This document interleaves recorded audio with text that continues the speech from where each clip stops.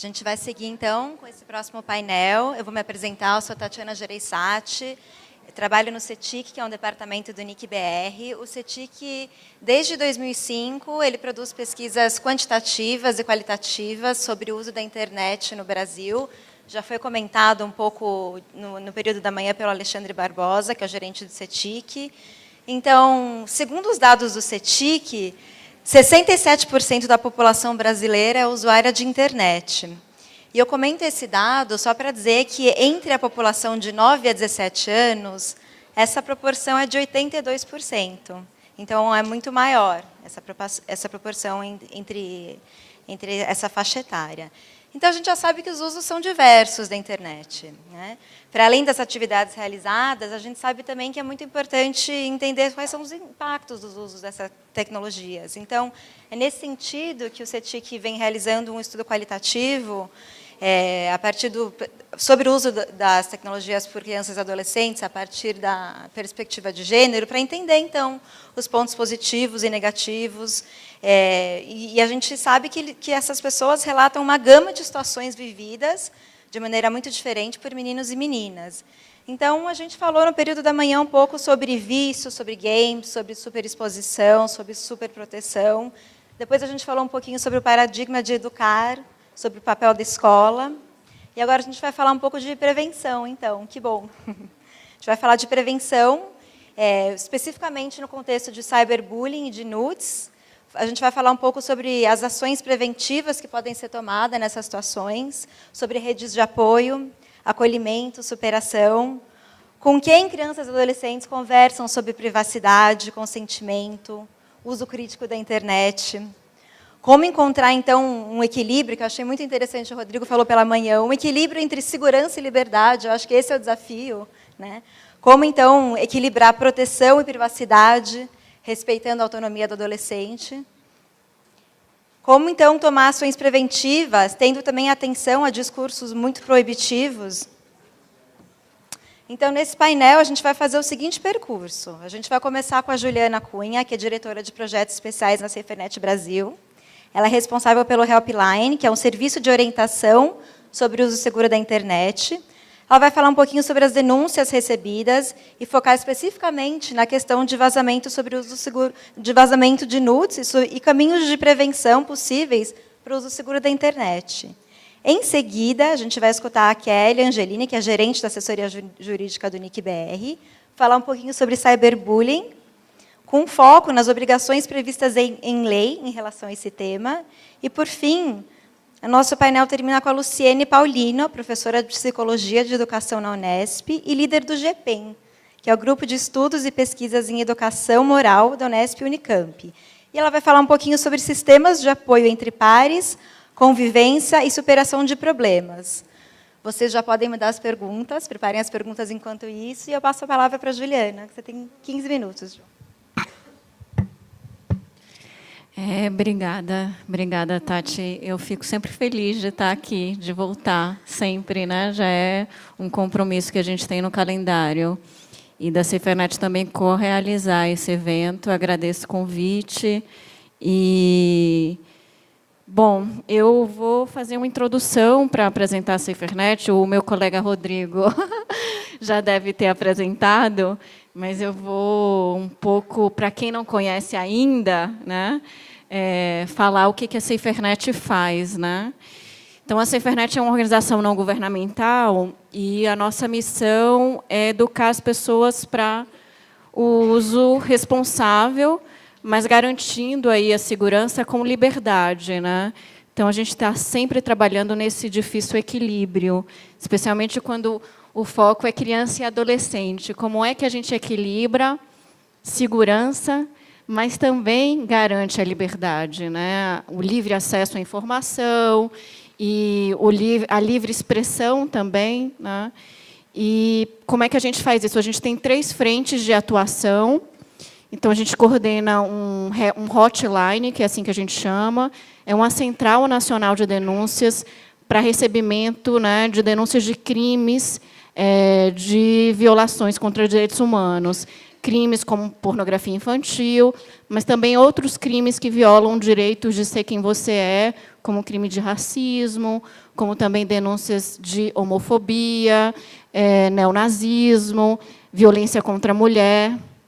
Mas, para a gente enfrentar esse desafio que é, né, a violação de direitos humanos na internet, a gente também precisa educar, né, a gente precisa ir além para prevenir. E a educação é uma parte importante disso.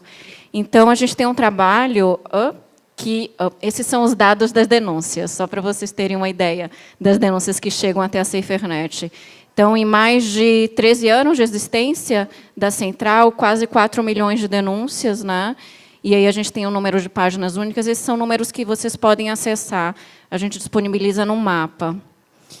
E, como eu disse, a gente precisa educar e prevenir. E o Rodrigo, que é o diretor de educação e esteve aqui hoje de manhã, e pôde ter falado um pouco desse trabalho, mas isso resume o alcance que a gente já teve, né, em termos de educação, não só de crianças e de adolescentes, mas de capacitação dos professores e todos esses atores, né, adultos que são responsáveis por crianças e adolescentes, autoridades, e o Dia da Internet Segura, que é uma data muito importante, porque reúne mais de 100 países, acontece em fevereiro, e é um momento para a gente discutir essa agenda, né, de educação para uso seguro. E, por fim, a gente tem uma terceira frente aí, que é o apoio às vítimas. Então, a gente sabe que as ocorrências de violações de direitos na internet têm um impacto muito grande em quem é alvo disso. E a gente também precisa orientar essas pessoas. Então, é um serviço de escuta e de orientação por chat, né, em tempo real, e por e-mail também. E é um serviço que pode ser acessado de qualquer lugar, né? Ele é todo oferecido através da internet. Então, a gente já teve um alcance aí, né, de todos os estados da federação e mais de 15 mil pessoas, né, que acessaram o serviço nesse período aí de 12 anos. E aí eu queria só trazer um vídeo que explica um pouco o que é o Helpline, né?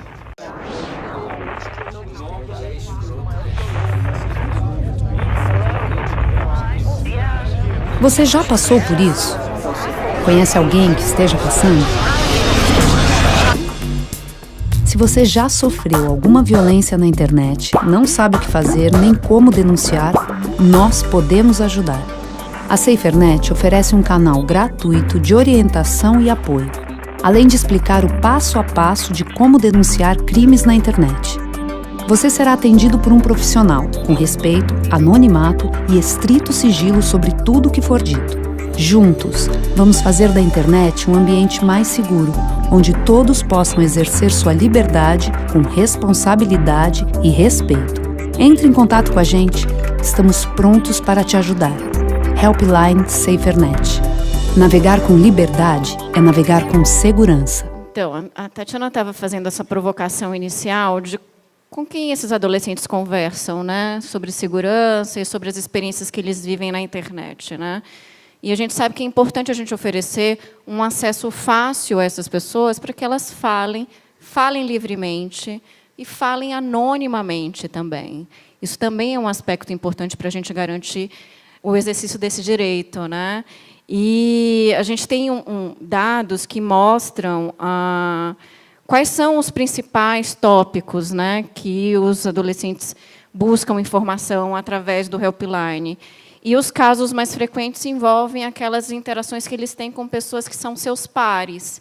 Então, esses são os aspectos que são importantes da gente sempre chamar a atenção, porque a gente ainda tem um olhar que identifica o maior perigo na internet, o contato de adultos desconhecidos, suspeitas de aliciamento, ou o que a gente chama de pedofilia.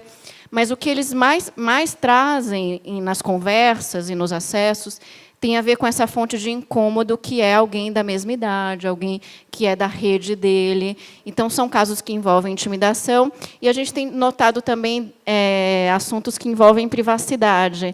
E é curioso, porque sempre foi cyberbullying e, no segundo lugar, nudes, né? Mas a gente tem notado que privacidade também tem sido um tema que tem preocupado os adolescentes. A gente achou bem interessante esse dado. Mas são os 3 principais casos e ocorrências que eles relatam, né? E aí eu acho interessante a gente poder falar sobre esse fenômeno do nudes, porque, claro, isso já é tão falado, a gente tem muitos casos que chegam à imprensa, a gente teve muitas ocorrências de adolescentes que cometeram suicídio, todo mundo muito preocupado com isso, e nudes teve um crescimento grande, né, o compartilhamento não consensual de imagens de nudez envolvendo menores de idade, e a gente vê ali em 2013, 2014, teve um super crescimento, né, dobrou praticamente. Depois a gente tem uma leve queda, isso não necessariamente expressa a realidade, porque são só dados daquelas pessoas que acessaram o serviço da SaferNet, mas tem um dado interessante também de quem são essas vítimas, qual é o perfil delas.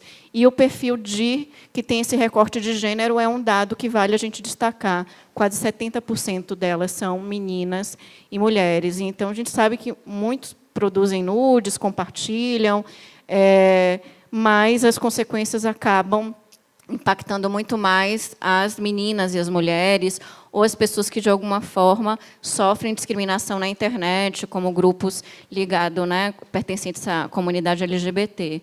Então, esse é um aspecto interessante também, especialmente se a gente quer falar sobre isso nas escolas e na família, a gente precisa olhar para esses grupos mais vulneráveis e oferecer recursos, serviços e uma série de ações endereçados também para esses grupos, né? Como é que esses grupos podem, né, pertencer a esse universo e, de alguma forma, ter apoio, né, ter uma rede aí que os ajude, caso eles sofram algum tipo de violência.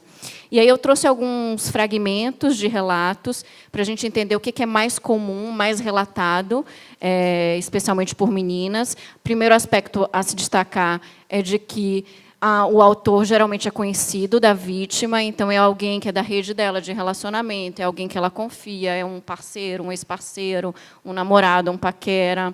Outro aspecto importante é esse sentimento de culpabilização. Então, de um modo geral, elas acham que a responsabilidade pelo ocorrido é delas, né? Elas se sentem responsáveis e culpabilizadas por isso. E um outro aspecto é o isolamento também, o quanto as pessoas ao redor delas, muito em função do julgamento moral, né, que se baseia a maioria das questões de gênero aí. Então, a gente sabe que isso também é um aspecto que fragiliza e ela tende a enfrentar isso sozinha. Então, o julgamento vem da escola e, muitas vezes, vem da família também. E, por fim, o que a gente chama de revitimização, que é esse dano secundário, que é um dano que vem posterior ao dano primário, que é o fato do compartilhamento. O dano secundário é como as pessoas vivem esse dano aí, né, primário. E elas vivem isso de forma a, em alguma medida, permanecer sofrendo, né? Primeiro, pelo medo da imagem ser compartilhada novamente, e também pelo tipo de julgamento que as pessoas vão ter, independente de onde ela esteja. Então, ela muda de cidade, muda de escola, muda de universidade, ainda assim, ela tem esse temor. Então, é um dano que permanece, apesar de já ter havido a ocorrência, ele tende a persistir. Então, esse aspecto da revitimização também é uma característica desse tipo de fenômeno, e a gente precisa olhar para isso, porque a pessoa viveu uma situação há 2, 3 anos atrás, mas ela continua sofrendo por isso, né? E a gente também precisa oferecer apoio e recurso para isso também. E aí a SaferNet lançou uma campanha que foi idealizada por uma organização americana, o Torne, esse ano, para falar sobre um fenômeno que não é muito falado, mas está muito associado aos nudes, que é a sextorção, que é tudo que antecede, né, o compartilhamento não consensual. É o tipo de ameaça que ela sofre, chantagem, e falar com os adolescentes, porque eu acho que a gente ainda precisa ter uma linguagem e uma mensagem que chegue até esses grupos. A gente ainda tem uma visão muito adultocêntrica do problema dos nudes. A gente ainda fala de nudes numa posição e num ponto de vista do adulto, do pai, do educador, mas a gente também precisa falar do ponto de vista deles, como é que eles veem esse fenômeno. Então, a ideia era tornar esse conteúdo um conteúdo cujo público fosse para adolescentes, né? E falar de sextorção, que também é um problema que não necessariamente as pessoas revelam que estão vivendo. Guardam, muitas vezes, por anos, né? E, às vezes, se sujeitam e se submetem à chantagem, enviam novas imagens para esse autor. E aí eu também vou mostrar muito rapidinho. Ok, então rolou uma parada. Você mandou uma foto sua sem roupas. Algo que você achou que não seria compartilhado. E numa sociedade, os gatos usam roupas, né? Enfim, pareceu uma boa ideia na hora. Mas agora tá dando tudo errado. Muito errado. Talvez você tenha enviado a foto para alguém que você amava, mas essa pessoa não se mostrou tão confiável. Ou disseram que te ajudariam a virar uma celebridade, mas só queriam usar você. Ou vai que você conheceu alguém online que realmente parecia te entender, mas ficou esquisito, e a pessoa não era quem você achava que ela era. Agora, essa pessoa que tá com a sua foto tá exigindo mais e ameaçando contar pra todo mundo. Isso é sextortion. Pois é, essa parada existe. Quem te ameaça usa do seu medo e vergonha pra que você fique calado. Mas é essa pessoa que deveria ter vergonha. O que ela tá fazendo é errado. E nunca é tarde demais pra pedir ajuda. Nem cedo demais pra dizer aos seus amigos que você vai estar aqui, pro que der e vier.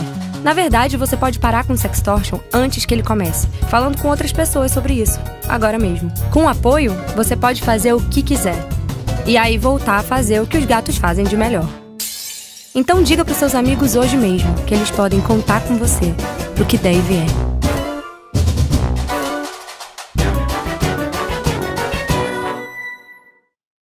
Ele também está disponível no endereço sextorção.com.br.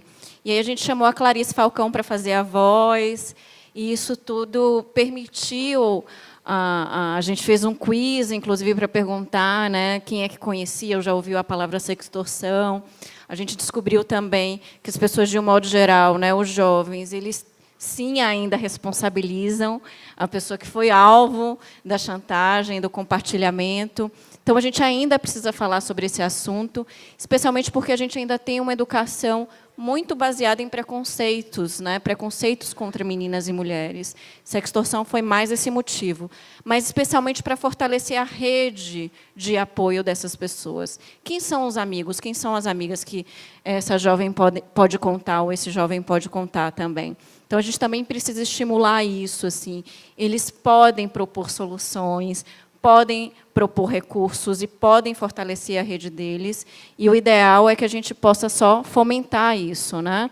E aí, para finalizar, eu trago só alguns exemplos de cartilhas que a SaferNet disponibiliza online na nossa página, para as escolas também, cada um com uma faixa etária específica para crianças, adolescentes, educadores. E o endereço da Central de Denúncias da SaferNet, do Helpline, também do canal de ajuda, e a gente fica feliz de poder escutar o que essas crianças e adolescentes, isso tem sido um grande aprendizado para a SaferNet. E é isso. Muito obrigada. Muito obrigada, Juliana. Já tinha dito antes, mas essa campanha é linda. E ela dialoga muito com os resultados da pesquisa do CETIC, que fala muito sobre a culpabilização das meninas, né? E que tem suas fotos íntimas divulgadas sem consentimento, e pouco se fala sobre quem divulga essa foto sem consentimento. Então, algumas mensagens principais dessa campanha acho super importantes. Não é sua culpa, porque você mostrou no relato a menina dizendo: assumo total responsabilidade, e é isso que a gente escuta quando a gente entrevista essas meninas, e ninguém fala sobre a responsabilidade de quem não respeitou, enfim, aquela foto que não deveria ter sido divulgada.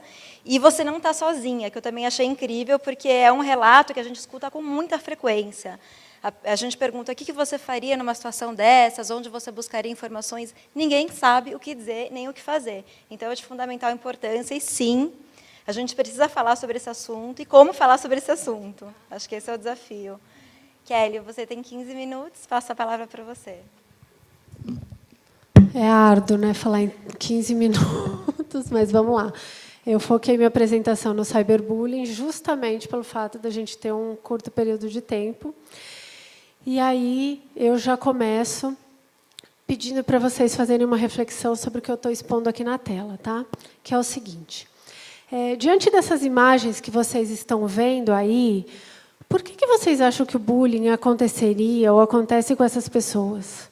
Vamos refletir um pouquinho. Por que vocês acham que essa primeira imagem lá do canto aconteceria cyberbullying com essa mulher? Porque ela tem manchas no rosto? A imagem de baixo, que é o menino do filme Extraordinário, será que é porque ele tem uma deformação facial? O menino de cima, será porque que ele tem uma deficiência? Será que o bullying aconteceria com ele por causa disso? E a atriz, né, de um filme famoso aí, a última imagem, será que é porque ela é obesa e ela foge dos padrões da sociedade? Será que o cyberbullying, o bullying acontece? Essa é a razão da gente ter cyberbullying e bullying acontecendo? E aí, a resposta que a gente traz para isso é outra. Na verdade, não são as diferenças das pessoas que são a causa do bullying e do cyberbullying, e sim a falta de tolerância na sociedade. Nós temos pessoas intolerantes que, além de não tolerar a diferença do outro, acha que pode exercer poder e acha que pode humilhar, causar sofrimento e agredir outra pessoa por ela ser diferente, por ela não estar enquadrada num padrão que a sociedade impõe.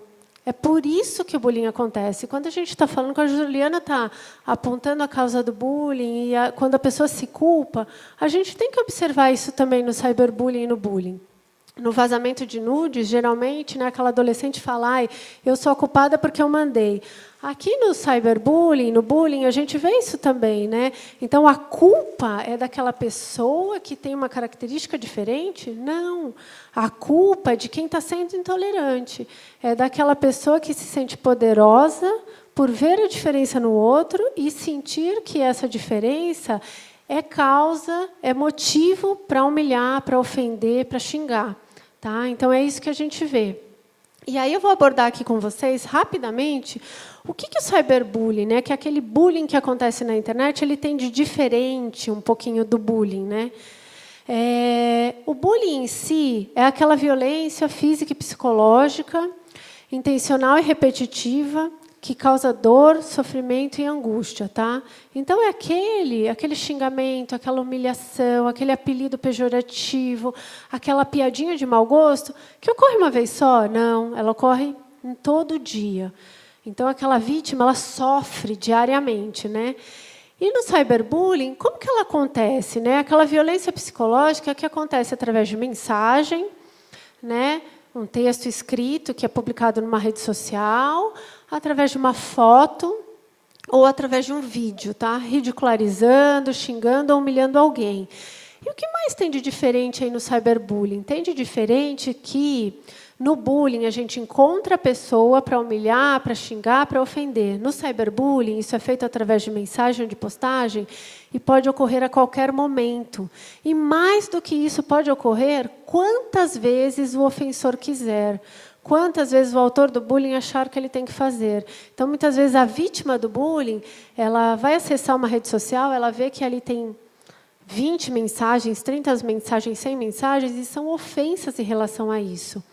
E, mais do que isso, o cyberbullying tem de diferente é que o autor do bullying, quando ele pratica uma ofensa numa rede social, tem pessoas que ainda o apoiam. Então, quando a vítima vê que alguém está xingando ela percebe que ela está sendo vítima de uma humilhação, isso se agrava muito mais quando ela percebe que não tem só uma pessoa falando isso, não é só aquele amigo, aquela pessoa que ela conhece, ou aquele perfil que é anônimo. Tem 10 pessoas apoiando isso, tem 100 pessoas xingando ela também. Imagina como é para a gente, vamos se colocar no lugar dessa vítima, como é para a gente se colocar num perfil em que tem muitas pessoas xingando uma característica física, ofendendo, humilhando. É horrível, não é? Então, essa é uma característica do cyberbullying, tá? E aí, o que mais tem aí de novo no cyberbullying? O que mais tem de diferente no cyberbullying? Que muitas vezes o autor do bullying, aquele que pratica aquelas humilhações e ofensas, ele, pelo fato de não estar frente a frente com alguém, ele se sente superior, ele acha que ele pode fazer aquilo que ele não tem coragem de fazer presencialmente. Então, ele exagera ainda mais naquelas agressões que ele está fazendo, tá? Então, aquela falsa sensação de que eu posso fazer tudo através de um computador acaba sendo fator motivador para que essa pessoa acabe gerando mais humilhações e mais agressões.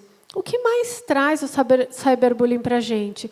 O descontrole. Sabe por quê? Aquilo que a gente publica na internet pode se proliferar de certa forma que nem o autor do bullying, aquele que está praticando a ofensa, ele tem controle. Então, às vezes, o que a gente vê? Ocorre um fato que é divulgado na internet e tem tantas visualizações e tantos compartilhamentos que isso foge do controle. Isso passa a existir em tantos conteúdos divulgados na internet que foge do controle até mesmo da pessoa que o publicou. Isso pode ter 10 visualizações, 100 visualizações, e muitos vídeos que a gente já viu aí, 1 milhão de visualizações, 10 milhões de visualizações. Tá? O que mais a gente pode falar sobre isso? Esse vídeo vai mostrar para a gente o que uma vítima de cyberbullying sente quando ela está sendo agredida através de mensagens. Vamos ver.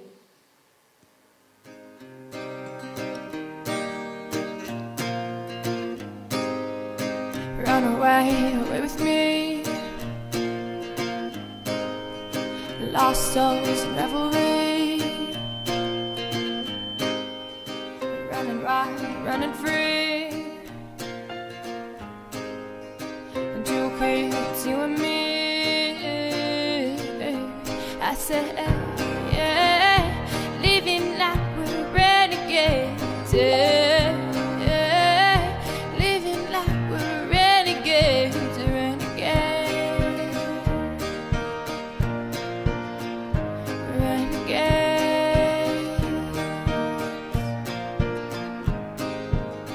Long live the pioneers, rebels and mutineers. Go forth and have no fear. Come close and lend an ear. I say, yeah, living like we're renegades. Yeah, living like we're renegades. Então, esse vídeo mostra para a gente justamente essa questão, né, de como o que aquelas agressões físicas, aquelas mensagens representam na vida real, né, que realmente machucam. E agora eu abordo um outro aspecto, que é o aspecto legal disso tudo, né? Por que o bullying acontece tanto? A gente já viu a causa, né? Viu que realmente não é a diferença que motiva o bullying, sim, a intolerância, né, a falta de respeito ao próximo. Mas, assim, o assunto acontece tanto nas escolas, entre adolescentes, e vai tanto para os tribunais. Lá no NICBR, a gente fez uma pesquisa interna, assim, consultando ações judiciais, a gente viu que isso chega tanto aos tribunais de justiça que, em 2015, surgiu uma lei que estabelece o Programa de Prevenção e Combate ao Bullying. Tá? O que essa lei tentou fazer? Essa lei quer que as escolas, clubes e agremiações e pais estejam engajados na prevenção e combate ao bullying. É por isso que essa lei surgiu. Tá? E aí, essa lei traz como objetivo, além de estabelecer o programa de combate e prevenção ao bullying, capacitar docentes e equipes pedagógicas sobre a questão do bullying e do cyberbullying. Por que a lei traz isso? Porque as escolas aqui, a equipe pedagógica precisa receber instrução sobre o que é o bullying, como tratar o bullying, como identificar o bullying, o que fazer caso haja o bullying. Tá? O que a lei quer dizer é que o pessoal de escola não nasceu sabendo, eles não precisam, né, adivinhar como tratar, tem que ter um procedimento dentro da escola para isso, e mais do que isso, tem que engajar os pais na questão da prevenção e combate ao bullying. E aí, essa lei traz no seu artigo 5º, o dever da escola de assegurar medidas de conscientização, prevenção, diagnóstico e combate ao bullying. É efetivamente um dever previsto em lei. A escola não está fazendo nada ainda, está descumprindo a lei. Então, a escola precisa se engajar em relação a isso? Precisa estabelecer um programa de prevenção e combate efetivo relacionado ao bullying? Precisa. Isso significa que eu tenho que tratar do bullying e cyberbullying ao longo do ano? Sim, só que tratar de questões relacionadas a bullying e cyberbullying ao longo do ano também está relacionado a tratar de questões de respeito, tolerância e empatia. Trabalhar isso ao longo do ano, com os alunos, com os pais de alunos, engajar pais de alunos e equipes pedagógicas, já é um programa de prevenção e combate ao bullying. E o assunto é tão importante, e a lei de 2015 surtiu tão pouco efeito na implementação disso para as escolas, que em 2018, maio de 2018, ou seja, há poucos meses atrás, surgiu uma nova lei que foi publicada, alterando o artigo 12 da LDB, da Lei de Diretrizes e Bases da Educação, que obriga as escolas a implementar um programa efetivo contra o bullying. Tá? O que essa lei quis dizer? Quis dizer que uma palestrinha a cada 6 meses não resolve. Tá? Uma palestrinha anual não resolve. Precisa implementar um programa ao longo do ano todo. E é o que eu falei para vocês, valores morais e éticos estão intrinsecamente relacionados a isso. Tá? Então, é isso que as escolas precisam fazer. Ah, mas a lei estabelece que bullying e cyberbullying é crime? Não, a lei não trouxe isso. Por quê? Atos relacionados a bullying e cyberbullying têm previsão no Código Penal. Tem reparação no Código Civil, não preciso dizer isso. A lei focou no ponto que é necessário para que se estabeleçam programas de prevenção e combate ao bullying, que é o que a gente efetivamente está precisando, porque isso faz com que não só venha a prevenir questões relacionadas ao bullying, cyberbullying, mas questões de vazamento de nudes e várias outras que a gente vê ocorrendo aí na sociedade. Tá? E aí o seguinte, aconteceu o bullying, tá? E aí, quais são as consequências do bullying e do cyberbullying? A gente viu o que aconteceu, tem a vítima, infrator, espectador, que o espectador exerce um papel fundamental também, que é aquele que presencia o bullying.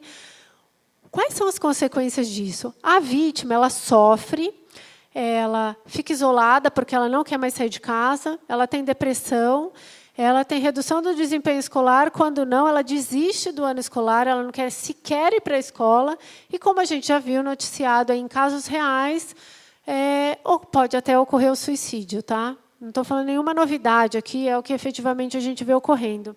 Mas e o autor do bullying, né? Já que a gente fala que, no caso de nudes, a vítima se sente culpada, e no caso de bullying e cyberbullying, né? O autor do bullying, aquele que pratica aquela ofensa, aquela humilhação, aquele xingamento, não acontece nada com ele? Acontece. Ele pode se enquadrar em crimes previstos no Código Penal. Mas aí vocês devem estar pensando, mas a gente está falando aqui, a apresentação está focada em adolescentes. A gente está falando em crianças e adolescentes, eles também vão pagar pelos crimes cometidos. O Estatuto da Criança e do Adolescente prevê que, quando um adolescente acima de 12 anos pratica algum ato que está previsto no Código Penal como crime, ele pratica um ato infracional e ele vai sofrer medidas socioprotetivas e socioeducativas relacionadas a esse ato que ele praticou. Então, no caso do bullying e do cyberbullying, ele pode vir a ser condenado pelos atos previstos aí, que são alguns exemplos que eu trouxe para vocês: injúria, difamação, injúria racial, constrangimento ilegal, ameaça e vários outros. E o que isso, na prática, acarreta ele? Pode acarretar inúmeras atividades, dentre elas, a remoção desse adolescente da sociedade e o isolamento dele em casas de detenção específicas para adolescentes. Então, assim, isso é danoso? Obviamente é muito danoso. É isso que acontece na prática? Sim. É isso que a gente vê no Poder Judiciário? É. Então, nós precisamos prevenir? Precisamos. É por isso que a lei existe. Fora isso, lá embaixo da minha apresentação, qual outro alerta? Foi para a esfera civil, a vítima quer uma reparação pelos danos que ela sofreu. Sabe quem vai ter que pôr a mão no bolso e indenizar? Os pais, porque os pais são responsáveis pelos atos dos filhos. Então, os pais têm que saber que eles têm um papel fundamental aí de instruir em relação a valores morais, éticos, a tolerância e respeito. A escola não cumpriu o seu papel em relação à prevenção e combate ao bullying, também vai ter que indenizar? Sim, vai ter que indenizar. E é isso que a gente tem visto no Poder Judiciário. O Poder Judiciário tem medido quanto as escolas estão engajadas nos programas de prevenção e combate ao bullying, e aí tem medido se a escola tem o dever de indenizar ou se ela cumpriu o seu papel. É isso que tem ocorrido aí na prática. Tá bom, falei das consequências diretas para vocês, e agora eu vou abordar um último aspecto, que é a consequência indireta. Tá? O seguinte, tudo que a gente publica na internet, sejam textos, vídeos, né, ou fotos, aquilo fica registrado lá. A gente pode ter a falsa sensação de que a gente está apagando do nosso celular, que a gente está apagando da nossa rede social, mas isso está lá. E se várias pessoas compartilharam, isso está salvo em diversos lugares. Se a pessoa, inclusive, recebeu por mensagem de WhatsApp, aquela foto está salva no celular dela, e isso vai se proliferar. É possível apagar a borracha daquilo que a gente publicou numa rede social? Não, não é possível. O autor do bullying ou do cyberbullying, se isso se tornou conhecido na internet, seja porque saiu numa matéria de jornal, seja porque recebeu muitos compartilhamentos numa rede social, ele cumpriu a pena que o juiz determinou, uma medida socioprotetiva ou socioeducativa. Acabou por aí? Não, não acabou por aí. Sabe por quê? Porque isso vai continuar por muitos anos. Quando ele estiver lá fazendo uma entrevista de emprego, que ele for concorrer a uma vaga de um estágio, 5 anos depois daquele bullying que ele cometeu, daquele cyberbullying que ele cometeu, ou vamos pensar mais adiante, 10 anos depois, ele está concorrendo a uma vaga de gerente de uma startup, de CEO de uma empresa. Vocês acham que esse passado dele não vai vir à tona? Vai. Ele vai ter oportunidade de se retratar? Não. Sabe o que acontece? Ele simplesmente vai ser descartado dessa seleção. É isso que acontece hoje. O que eu estou falando para vocês é o que acontece na prática. Quem trabalha em RH pode confirmar o que eu estou falando aqui. Ninguém contrata hoje em dia sem jogar o nome da pessoa no Google e verificar qual é as postagens dessa pessoa, o que essa pessoa faz ou deixou de fazer. E a pessoa não tem oportunidade de se retratar. Então, a gente precisa instruir os adolescentes de hoje de que o que eles estão fazendo hoje poderá gerar consequências daqui a 5, 10, 15 ou 20 anos. Tá? E aqui eu trago 2 exemplos. Né? Um é de um youtuber que é famoso e, recentemente, ele proferiu comentários de cunho racista. E aí, além dele ser apontado, né, pelos seguidores dele como racista, identificaram que ele já vinha proferindo comentários de cunho racista há muitos anos atrás. E sabe o que aconteceu com ele? Ele teve que se retratar. No canal dele, ele teve que produzir um vídeo e se retratar. Para ele, foi possível essa retratação. Mas para os adolescentes, para quem hoje está fazendo coisas que podem ser inadequadas para o julgamento da sociedade, não há essa opção de retratação. E do lado, é um jogador de futebol do São Paulo Futebol Clube, que em 2017 foi contratado pelo clube, né, pelo São Paulo. E aí, o que os torcedores descobriram é que 6 anos atrás, em 2011, ele tinha feito comentários xingando o São Paulo Futebol Clube. Sabe o que aconteceu? A contratação dele ficou arriscada. Quase que ele não foi contratado e ele teve que se retratar para que a contratação acontecesse. Então, o que eu quero deixar aqui registrado para vocês é que aquilo que a gente faz na internet gera consequências e vai ficar lá por muito tempo. Se a gente não tem noção disso, se a gente tem que disseminar esse conhecimento, porque, efetivamente, os adolescentes, os nossos filhos, precisam saber que tudo está sendo registrado e tudo vai ficar lá. Tá? Então, eu termino por aqui dizendo que o papel da escola e o papel dos pais em casa é a prevenção. Trabalhar valores morais e éticos é realmente o caminho, e é aí que a gente vai fazer com que todos deixem boas crianças, bons filhos, bons adolescentes para esse mundo. Obrigada, Kelly. Bom, a Juliana falou um pouco sobre o helpline da Cifernet e o acolhimento provido por isso. A Kelly falou um pouquinho sobre o papel da escola.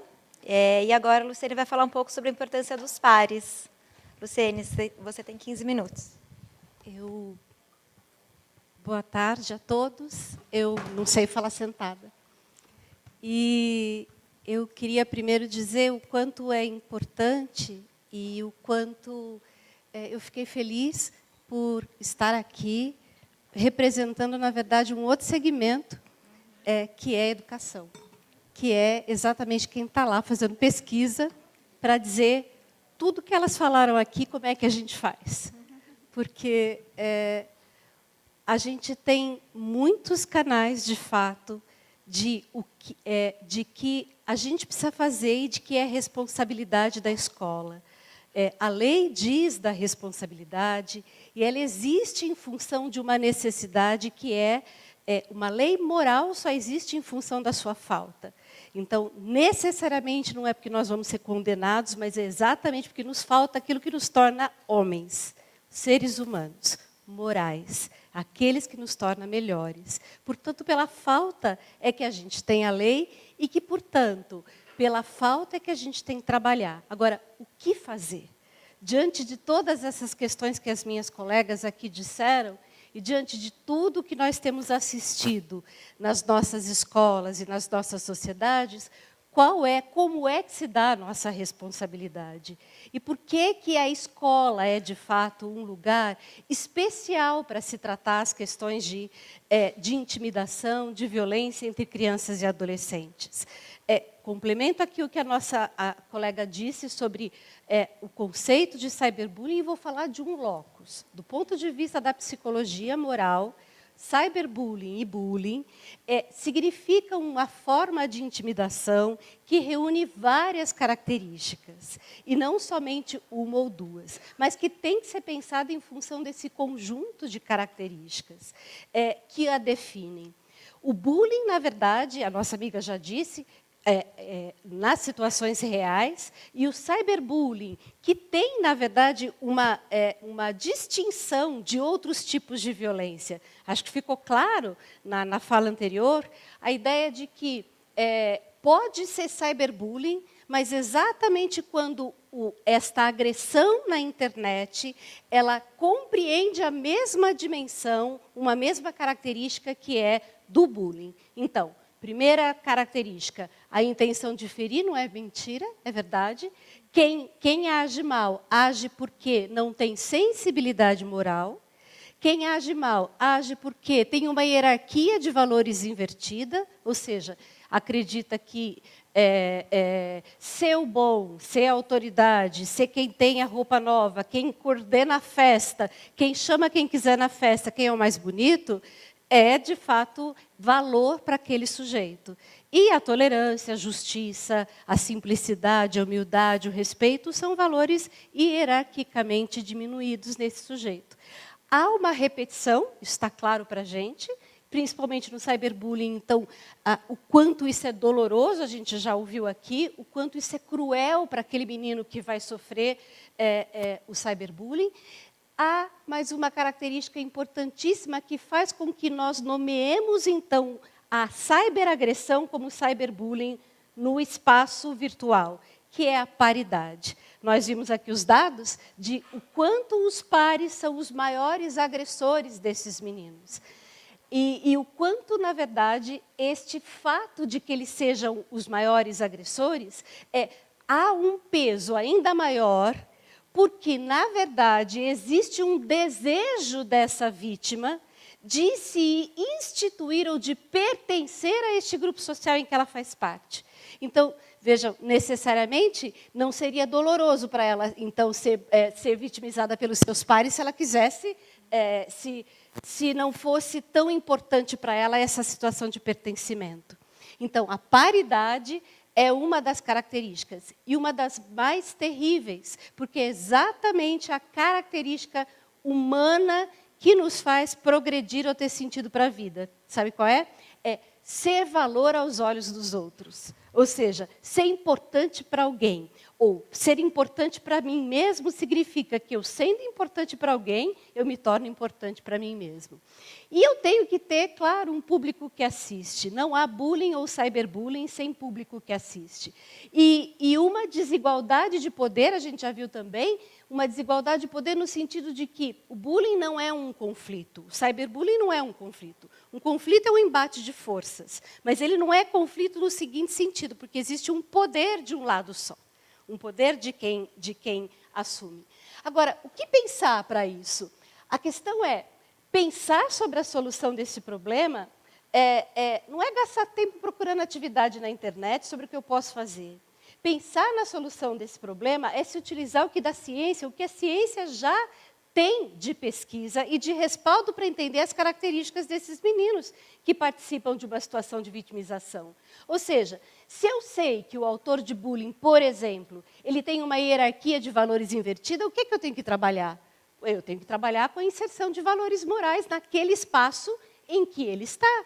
Se eu sei que a vítima de bullying ela não é vítima ao acaso, e, na verdade, ela não tem culpa mesmo. Só que, numa pesquisa que a gente faz sobre desengajamento moral, é bem interessante o quanto a vítima se culpa exatamente porque ela culpa as outras vítimas exatamente porque ela acha que ela merece. Então, mudar uma vítima de bullying, fazer algo para que ela deixe de ser uma vítima de bullying, significa agir para que ela possa superar o próprio valor que ela tem. Ou seja, são meninos e meninas que não conseguem se ver importantes diante dos outros, diante de seus pares. São meninos e meninas que não conseguem buscar possibilidades de resolver seus problemas. Ou seja, são apáticos, são tímidos, não conseguem pensar em soluções para os seus problemas. E são meninos e meninas, interessantemente, que também podem até ser empáticos, e são, às dores, os sofrimentos alheios, mas não as próprias, porque eles não se conhecem, eles não conseguem ter empatia com os próprios sentimentos. Então, o que a gente tem que fazer? Promover atividades que gerem o autoconhecimento. Agora, o que eu faço com esse público? Porque o número de vítimas, ele não é grande. Não é a frequência do bullying, no sentido da porcentagem do que acontece, que deve merecer a nossa atenção. Porque o bullying, entre 15% a 20%, essa é a média mundial. A questão do bullying nós não agimos porque ele é o maior problema da escola, mas nós agimos porque ele é o mais cruel problema da escola. Ou seja, onde os pares mais se encontram, onde os pares convivem. Então, o que a gente vai ter que fazer para poder ajudá-los? A gente vai ter que pensar em ações que, de fato, deem conta dessas características desses 3 personagens. E, no caso do espectador de bullying, entender o quanto esse espectador, as pesquisas em educação mostram que, na verdade, esse espectador de bullying, ele não é indiferente. Quem assiste uma cena de bullying e quem compartilha um nude com alguém pode não ser indiferente do ponto de vista da apropriação racional.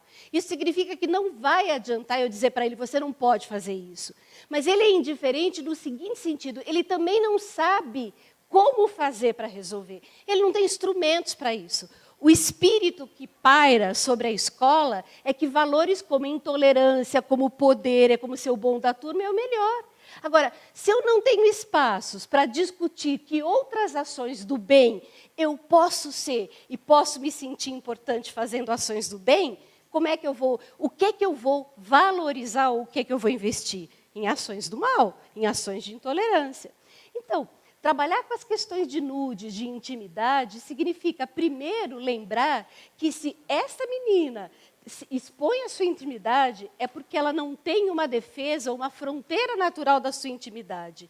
Na realidade, no mundo da vida real. Ou seja, a internet ela é a expressão daquilo que se vive na vida. Isso significa, existe uma relação muito grande entre ser vítima de cyberbullying e vítima de bullying. Isso quer dizer que a gente vai ter que pensar em ações que ajudem este menino a não se expor na vida real. Então, cuidado com as tais das competências socioemocionais, porque virou moda a gente dizer o que a gente sente para todo mundo em qualquer lugar. Cuidado com as atividades, cuidado com as sanções que eu aplico no meio da sala de aula, porque é isso que vai mudar a performance ou o fato dessa menina poder construir uma fronteira de intimidade. Quando eu digo para ela, gente, olha só o que ela está fazendo, está certo isso que ela fez? Que é isso? Que coisa mais feia você fazer isso, Juliana, né? Que coisa mais feia você fazer isso? Quando eu digo isso, quando eu exponho uma criança diante das outras, eu ensino para ela que a intimidade dela não tem valor. E ensino para os outros também não. Nós não somos a geração que sabe o que é nudes. Nós não sabemos o que é, ainda que caiamos nessas tentações. Mas eles sabem o que é. Nós não somos uma geração, de fato, que entenda que o nude não é um problema moral. é um problema afetivo. Moral se torna, de fato, quando ele se expressa, então, como um desrespeito. Nós não trabalhamos com cyberbullying e com bullying, então, em momentos pontuais, mas é no cotidiano das ações, nas assembleias quinzenais, nas avaliações diárias do dia, em que meninos e meninas podem dizer o que eu gosto e o que eu não gosto. Bom, para quem contam, então, quem é que pode ajudar nas situações de nudes, já que a gente não sabe o que fazer? Quem é que pode ajudar a fazer com que todo mundo consiga entender o que é um valor ao qual eu tenho que investir? Ninguém melhor do que os próprios meninos. Então, não é à toa que a gente tem protagonismo nas escolas e que a gente tem pensado em ações em que os alunos são chamados a ajudar. Mas é exatamente porque nós já entendemos na literatura, na psicologia moral, que meninos contam para meninos o que passam. Meninos sabem exatamente quais são as dores deles. Se instrumentalizados, podem ajudar a prevenir e a agir contra este mal. Vamos ouvir o depoimento de alguém que pode dizer sobre isso. Essa é uma menininha, uma garota de uma das escolas em que a gente tem o quê? Um sistema de apoio entre pares. Ou seja, uma proposta em que estes meninos são instrumentalizados para agir. Vamos lá. Eu acho importante ter equipes de ajuda nas escolas. Porque não é... Quando tem uma pessoa que é tipo igual a você, é mais fácil você falar, porque quando você fala com o professor, ele pode não te entender, ou pode achar que é frescura, alguma coisa assim. Mas aí, quando tem uma pessoa que é tipo igual a você, assim, a pessoa provavelmente vai ter os mesmos problemas, as mesmas coisas, então é mais fácil de você falar com ela e ela te entender. Ou seja, ela já falou. Então, os sistemas de apoio entre iguais são estruturas de formação de meninos, de grupos de alunos, que têm nomes variados no mundo e têm sido implantados em diferentes lugares do mundo. Começam na Finlândia, mas se espalham em diversos lugares. Nós, no Brasil, adotamos um primeiro, não dá para contar aqui por quê, mas tem uma escolha, não é uma escolha intencional, de um grupo chamado Equipes de Ajuda. O que são as equipes de ajuda e o que fazem as equipes de ajuda? O bullying é uma ação muito ruim das pessoas e a escola tem um papel fundamental nessa ação. Por isso, a equipe de ajuda ajuda as pessoas que estão sofrendo bullying, cyberbullying, para essa ação não acontecer mais. Preparados essas crianças estão? Então, o que nós fazemos com elas?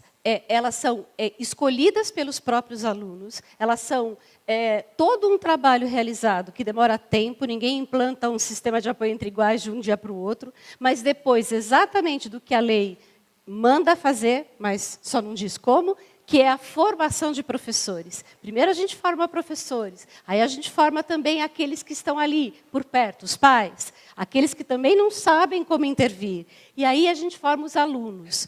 Os alunos escolhem os seus pares que são aqueles que os representarão. Por que critério? Da amizade? Não. O critério da confiança, ou seja, quem é que é confiável para me ajudar? Quem é que eu posso contar as coisas que acontecem comigo? E aí é muito legal que, sabe quem são a maioria dos meninos que são escolhidos para serem alunos ajudantes? Os que já foram vitimizados. Exatamente porque aqueles que já passaram pela situação e que, na verdade, têm aquela característica de empatia com o estado emocional dos outros, não é? Então, eles se sentem capacitados? Sim, depois que eles passam por um treinamento, por uma formação, em que eles discutem questões de assertividade, de como chegar perto de uma vítima, do que fazer quando eu vejo um agressor, como é que eu vou ajudá-lo porque ele também precisa de ajuda, o que eu faço num momento em que alguém está precisando de ajuda e não quer contar para ninguém? Como é que eu ajo quando alguém está se cortando? O que eu faço com aquele menino que diz que vai se suicidar, mas ninguém sabe, porque ele postou lá na rede social que só o menino tem acesso. Nós não temos acesso como professores. Então, não é à toa que o bullying é algo cruel, porque nós não temos acesso. Então, esses meninos se sentem preparados? Sim, se sentem preparados, a gente viu aí. E para quê? Como é que eles desempenham o seu papel? Vamos ouvir mais um. O último. A importância da equipe de ajuda na escola é para manter os alunos seguros E se acontecer algum problema com eles, eles vão saber com quem conversar e vão saber depois o que fazer. E também, com a equipe de ajuda, tipo, quem faz cyberbullying ou bullying vai pensar, se eu fizer isso, não vai valer a pena porque depois vai acabar. Então, a minha vítima vai procurar a equipe de ajuda e não vai dar certo. Então, a equipe de ajuda já é uma forma de prevenir o bullying e de ajudar com o bullying já existente. Melhor do que a gente falando, né? Só para fechar, então, meu tempo já está esgotando. Se existe algo que nos garante que uma pessoa, de fato, busque pela justiça, pelo respeito, pela generosidade, está, desde 1920, lá em Alfred Adler, descrito de que é uma necessidade do homem, que é a superação de si, ou é a necessidade de se sentir valor, e a gente só se sente valor aos olhos dos outros, não tem jeito, se essa explicação se dá para quem se torna respeitoso, ou seja, eu só serei respeitoso se eu me sentir bem, importante, e, puxa vida, estou fazendo a coisa certa por ser respeitoso a alguém, então o seu contrário também é verdadeiro. Então, superar a violência significa implantar a convivência. Implantar a convivência fazendo com que esses meninos se tornem valor. Só queria ler o depoimento de uma das menininhas para um formador que disse o seguinte, Raul, se você tivesse noção do orgulho que eu estou agora, do trabalho da equipe de ajuda e do que a gente faz, obrigada, Raul, de verdade, por tudo. Citando Raul, o resto eu não vou ler. É isso, gente.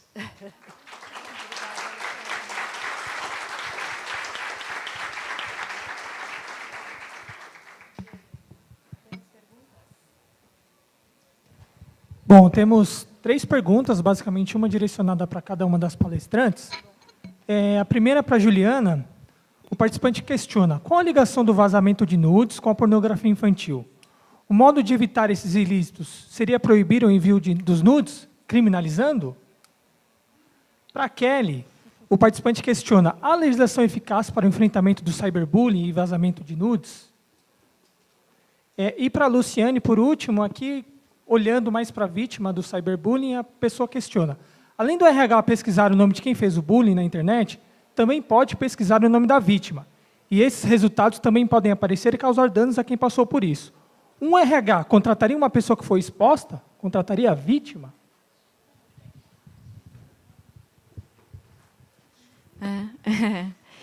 Uau, essa pergunta tem pontos de contato, mas também muitas diferenças, né?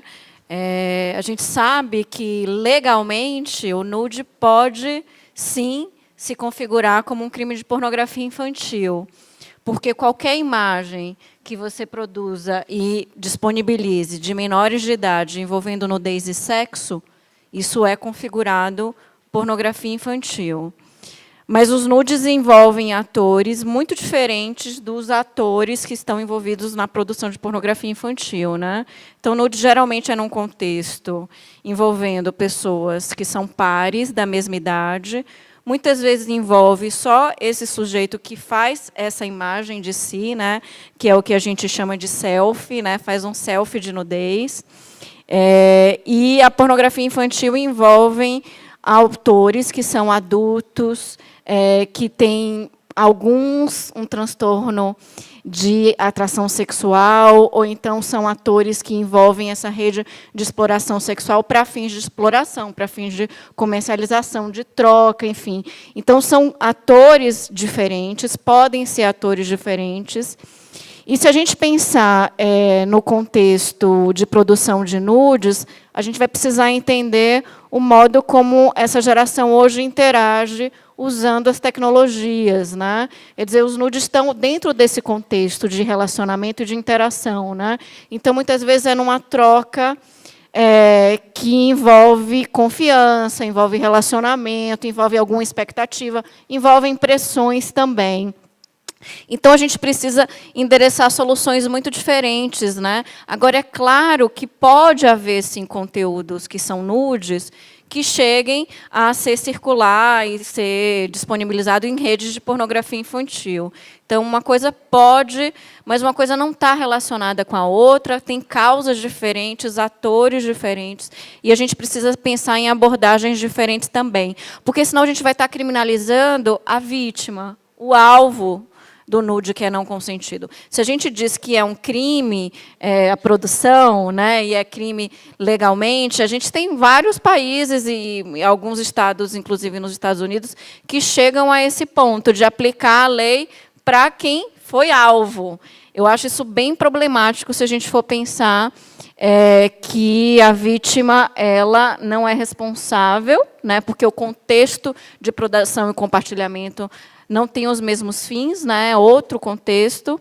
E problemático também se a gente for pensar em termos de prevenção, de educação entre pares, de educação para o respeito, isso que a professora Lucilene trouxe. Então, acho que são fenômenos muito diferentes e a gente precisa pensar em abordagens também diferentes para ambos, né? Ô, Tati, O Kelly chegou, como você tratou dessa questão da responsabilização, chegou aqui aos 45 do segundo tempo uma questão que talvez seja mais interessante para você abordar. Você acha que projetos e métodos como mediação e práticas restaurativas são boas opções para se prevenir e solucionar bullying e cyberbullying no ambiente escolar? Então, vamos lá. Vou fazer uma reflexão antes de responder essa segunda pergunta, que realmente é sensacional. Eu estou parecendo um papagaio aqui repetindo a mesma coisa, mas acredito muito no papel dos pais dentro de casa, semeando valores morais e éticos. Tá? Eu acho que se a gente plantar o respeito, se os pais forem exemplos de respeito dentro de casa, de tolerância, de empatia, muitos problemas não existirão, né? Então, acho que a gente não precisa necessariamente de leis, mais leis do que a gente já tem. Já temos lei de prevenção e combate ao bullying. Então, mais do que isso, precisamos analisar especificamente, mas, ao meu ver, não precisamos. Em relação à mediação, especialmente mediação escolar, eu sou fã da mediação. Acredito que a mediação tem um papel fundamental. Tem gente aqui que está aqui sentada, que prega, que leva conhecimento sobre mediação, que implementa a mediação escolar e sabe o quão benéfico é isso. Tá? Você abrir um canal para que as pessoas possam ser ouvidas, o que na prática isso não acontece, para que elas possam falar aquilo que realmente está abalando elas, que está fazendo com que elas sofram, e fazer com que essas pessoas resolvam o problema efetivo que está sendo colocado em prática, é a solução da sociedade. Tá? Eu acredito plenamente nisso. Não acredito, e talvez eu seja até uma advogada diferente do padrão habitual, não acredito que um juiz martelando e dizendo você é culpado, você é inocente, resolva os problemas, os conflitos que a sociedade impõe. Eu acho que a mediação, sim, é o melhor caminho. Em casos de bullying e cyberbullying, a mediação escolar faz milagres, porque ela realmente pega na essência do problema e faz com que aquele que praticou o ato ilícito ou o ato irregular, ele se coloque no lugar de quem está sofrendo e ele possa ouvir isso. Então, eu acredito plenamente que esse é o caminho, é uma ferramenta sensacional. A minha pergunta era difícil. Se a vítima vai ser condenada também como por um RH, é isso? Quando ela for na verdade, conseguir um emprego. É isso, né? Não existe condenação, as nossas colegas já falaram aqui, então, em termos de... Nós vamos pensar, não é condenável ela ser vítima exatamente pela característica de que ela não é culpada, não necessariamente não existe nenhuma condenação, mas a questão está em... É complicado para ela quando ela se expõe, quando ela foi exposta, porque exatamente já tratamos de quanto tempo isso ficará na vida dela e o prejuízo que isso restará. É claro que, se eu for olhar na internet e ver que essa pessoa foi exposta durante muito tempo, isso pode influenciar a minha decisão, dependendo de outras características que essa pessoa tenha. Agora, a questão a vítima não pode ser condenada, mas ela precisa ser formada também. Apenas condenar, apenas atribuir um problema ao agressor, não dá para solucionar os problemas. Não dá mais para ser assim. A gente vai ter que entender que a vítima também precisa de ajuda, mas uma ajuda especializada. E uma ajuda especializada significa fazer uma intervenção na escola que a gente limite, que a gente entenda a necessidade do bullying, que eu faço uma intervenção pela intimidade, ou seja, problemas de intimidação entre pares, nós não fazemos exposição pública, nós fazemos utilizando métodos de mediação, mas apenas com o autor primeiro, a vítima depois, várias entrevistas de segmento que a gente pode fazer depois, e somente depois é que a gente coloca os dois na frente um do outro. Isso já foi discutido na literatura mundial por um professor da Universidade da Finlândia, e ele traz essas discussões, Anatol Pikas, o nome dele é estranho, mas e ele traz isso como um benefício para a vítima. Então, quando eu tenho um garoto, uma garota, que tem a oportunidade na escola de ter uma intervenção da professora que ajude a se indignar, então, por que você não está fazendo nada para proibir que seu amigo faça isso? O que você pode fazer para que ele não faça mais isso? Criar essa indignação não significa responsabilizá-la, mas ajudá-la a se tornar forte. Então, se eu me utilizar desse tipo de intervenção, eu terei uma vítima fortalecida e que não será mais vítima no futuro. Bom, muitíssimo obrigada, professora Luciene, Kelly. Muitíssimo obrigada, Juliana. O tema é complexo, mas o debate é fundamental. Agora a gente encerra para um coffee break de 15 minutos e retoma em seguida. Obrigada.